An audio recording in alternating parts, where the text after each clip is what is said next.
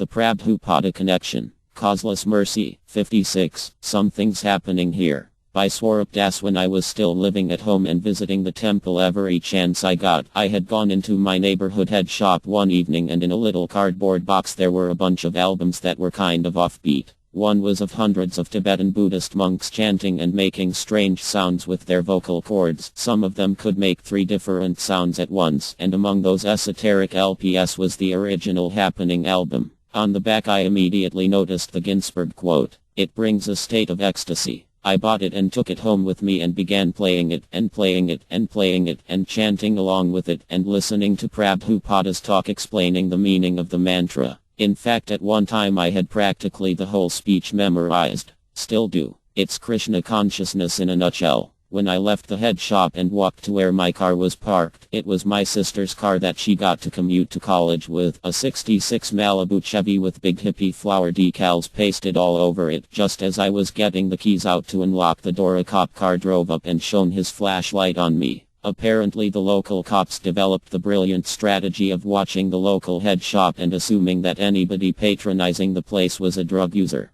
They were probably right, but that was beside the point. Anyway, he asked me for my license and registration, the usual shakedown, and asked me to empty my pockets. Ordinarily I would have been a nervous wreck. To this day, whenever I'm confronted by police, I practically shake with anxiety. But that night, holding that album in my hand and thinking about the Hare Krishna chanting and the temple and moving in and becoming a devotee, I was cool, calm and collected with the cop.